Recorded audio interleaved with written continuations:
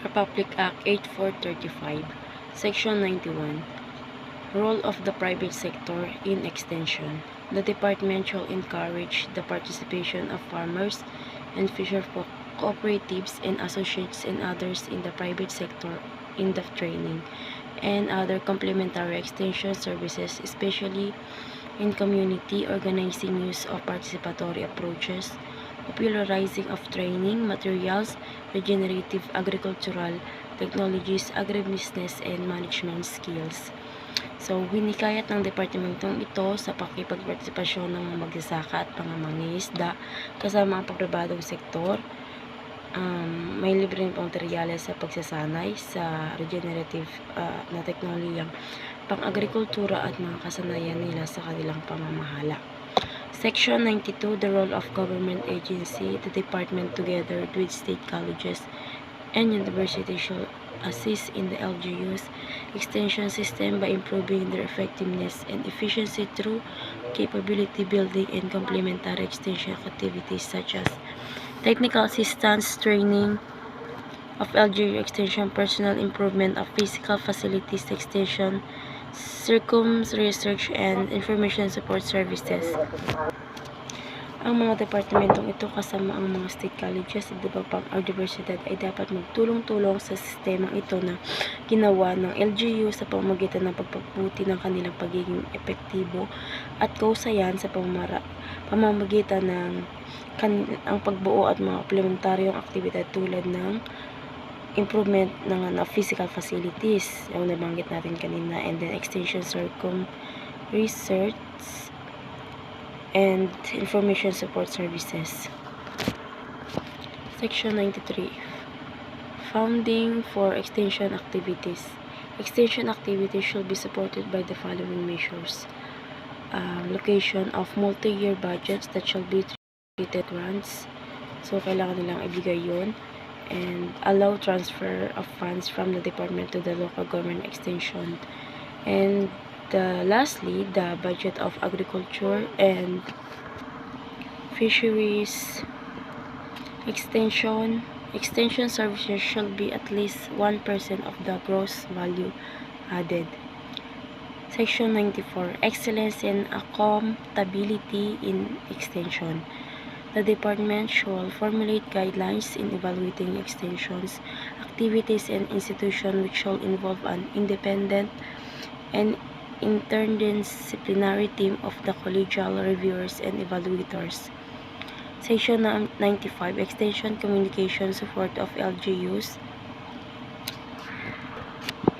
The Department of Coordination with the Public and Private Universities.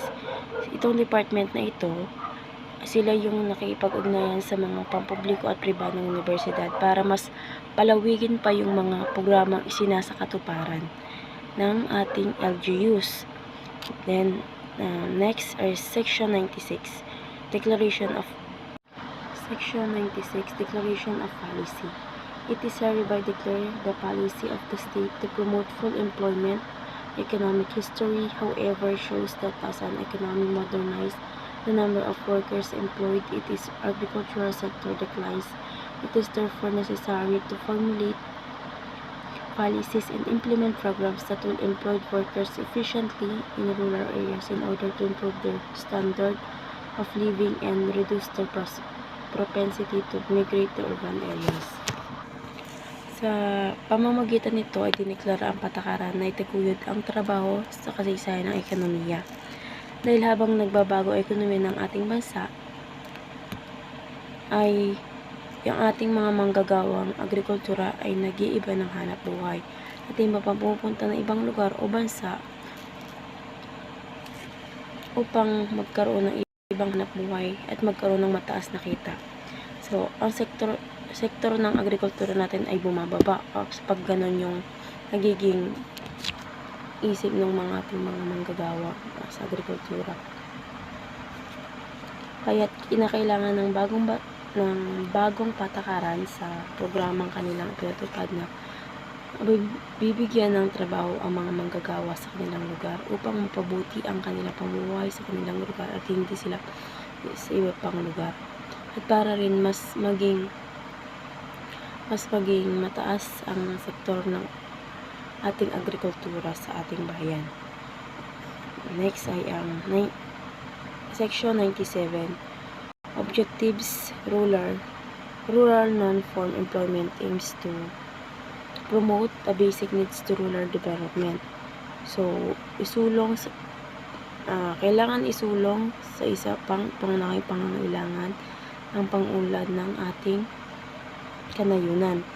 Next ay ang make rural workers more adaptable and flexible through education and training. So, dapat ang mga manggagawa sa ating lugar ay may sapat na kaalaman at dumaan talaga sa training upang mas mapabuti nila ang kanilang trabaho. Next ay ang promote rural industrialization and the establishment of agro-processing enterprises, rural communities, and the income of rural workers. So, kinakailangan din natin sa batas ito, kailangan din isulong ang industrialization sa mga probinsya at mga pagtatag ng agro-processing enterprises sa mga komunidad sa probinsya at dagdagan ng kita ang mga manggagawa. Next ay ang Section 98, so principles. The department in coordination with appropriate government agencies shall be formulate the basic needs program to create employment and cohesion. Section 99, participation of government agencies. The replication of the program should be the responsibility of the local government units in collaboration with appropriate government agencies in the private sector. The local government unit shall bear the cost of promoting and monitoring the basic needs for which there should be increased accordingly as recommended by the Secretary of the Department, provided that the appropriate national government agencies should continue to provide the necessary technical as well as financial assistance to the LGUs in the replication of the program. Industry Program or Rural Industrialization. Section 100, Principles. Rural Industrialization and Industry Dispersal Program shall be based on the interplay of market forces. The Board of Investment is hereby required to give the highest. And Section 101, Role of Government Agencies. The appropriate government agencies under the leadership of the LGUs concerned shall provide integrated services and information to prospective enterprises under the stop-shop concept. Sabi dito, ang mga naangkop na ahensya ng gobyerno sa ilalim ng pamuno ng LGU ay dapat magkaloob ng mga pinagsasama-samang serbisyo at impormasyon. Section 102, Participating enterprises may request any government agencies for training, technical, and advisory services fee of cost. Section 103, Financing. Except for basic infrastructures and other goods that benefits all citizens and the facilities of this program should be undertaken and financed by private sector. Training of workers. Section 104, Role of TESDA. So, TESDA should be organized local committees that will advise on the scope, nature, and duration of training for the above mentored program. So, yung TESDA raw, sila yung nag-organisa ng mga tao at nagpapayo sa saklaw at mga gagawin sa mga pagsasanay para sa mga banggit na programa. Sunod ay ang Section 105, Role of DN. Next is Section 105, Role of DNR. The Department of DNR shall organize training of workers in coastal resources management and sustainable fishing techniques. So, sila naman yung mga nag-oorganisa sa mga manggawa sa pagsanay sa mga coastal area at sila rin yung nagtuturo sa mga manggagawa ng mga tamang pamamaraan ng pangingisda. Ayan. So, Next ay ang Section 106, Role of Technology and Livelihood Resources Center. The TLRC shall undertake field training in entrepreneurship and management of workers involved in the Basic Needs Program. Section 107, Special Training Project for Women. The department, in collaboration with the appropriate government agencies concerned, shall plan to implement special training project for absorption in the Basic Needs Program. Trade and Fiscal Incentives. Section 108, Taxation policies must steer the growth of value-adding activities in the rural areas. Section 109, all enterprises engaged in agriculture and fisheries as duty certified by the Department in consultation with the Department of Finance and the Board of Investment shall for 5 years after the effectivity of this act be exempted from the payment of tariff and duties for the importation of all types of agriculture and fisheries inputs, equipment and machinery such as, but not limited to, fertilizer, insecticide, pesticide, tractor trailers, trucks, farms, implements and machinery, harvesters, threshers, hybrid seed and genetic materials, sprayer, packaging machinery, and materials, bulk handling and facilities such as conveyors. So, yun. And Section 110.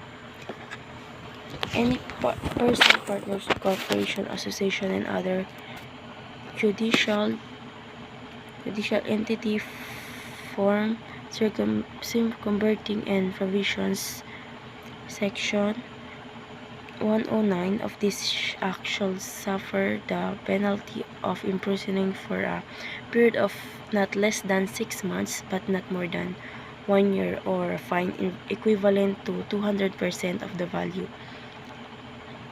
and the imported materials, or vote at the declaration of the court, and the accessories penalties of the confiscations of the imported goods in favor of the government and revocation of the privileges given under the title. Section 111, Initial Appropriation. For the first year of implementation of this act, the amount of 20 billion pesos is hereby appropriated. The department is hereby authorized to realign its appropriations in the current year of date of effectivity of this act to conform with the requirement of this act provided. 112. Continuing appropriation. The Department of Budget and Management is hereby mandated to include annually in the next 6 years in the President Program of Expenditure for submission to Congress. Section 113, Implementing Rules and Regulation.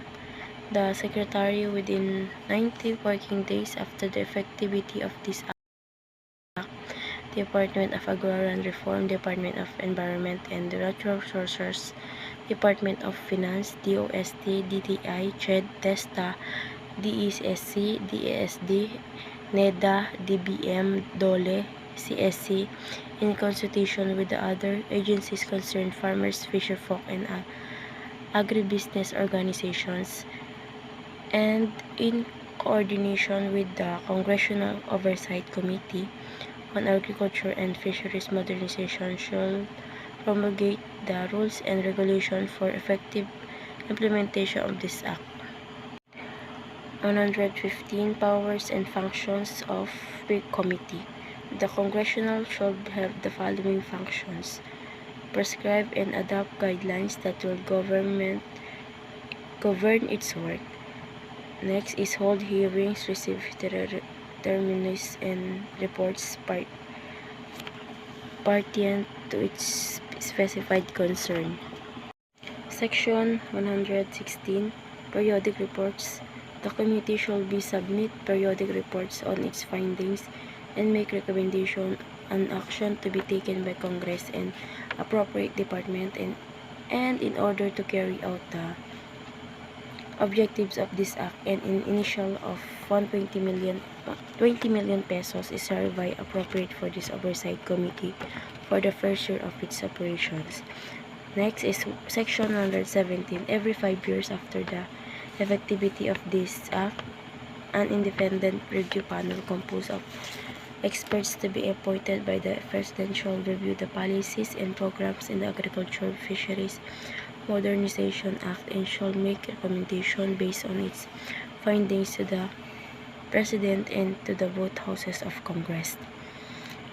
118. Repealing clause. All laws, decrees, executive issue and regulations consistent with this act and hereby repealed or modified according. Sabi dito, lahat ng batas o kautusan at mga alituntunin at regulasyon na hindi naaayon sa batas na ito ay pinapawalang bisa o binabago ng naaayon.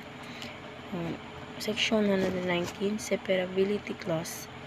The provision of this act are hereby declared to be separable, and the event one or more of such provisions are held unconstitutionally, the validity of the other provisions should not affected thereby.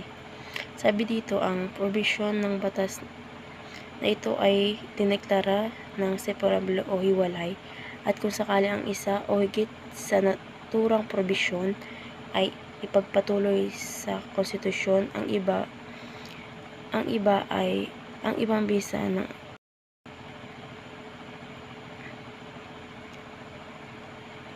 ay hindi dapat maapektuhan.